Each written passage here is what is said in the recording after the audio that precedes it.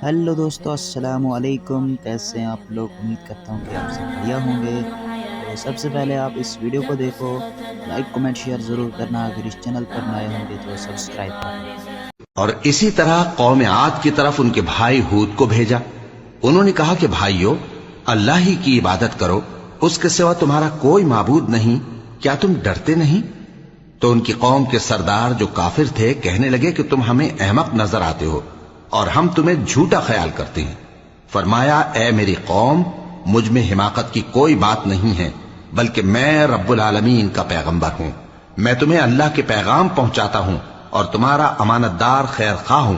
और क्या तुमको इस बात से ताज्जुब हुआ है कि तुम में से एक शख्स के जरिए तुम्हारे परवरदिगार की तरफ से तुम्हारे पास नसीहत आई ताकि वो तुम्हें डराए?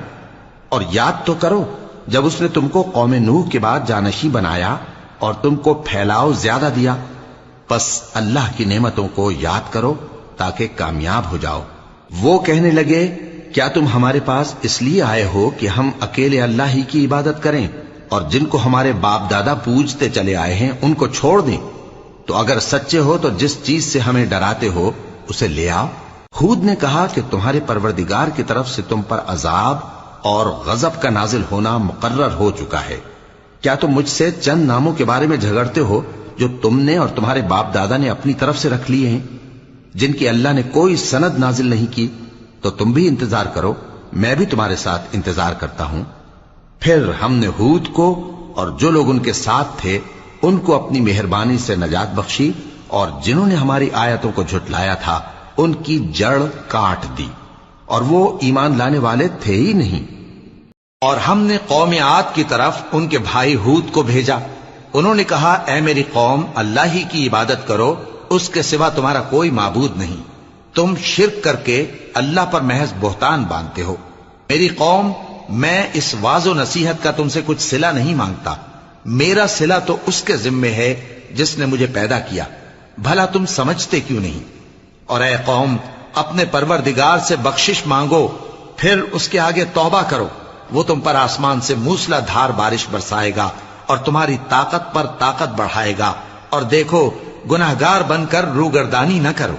वो बोले, हूद, तुम हमारे पास कोई दलील जाहिर नहीं लाए, और हम सिर्फ तुम्हारे कहने से न अपने माबूदों को छोड़ने वाले हैं और न तुम पर ईमान लाने वाले हैं। हम तो ये समझते हैं कि हमारे किसी माबूद ने तुम्हें तकलीफ पहुंचाकर दीवाना कर दिया है।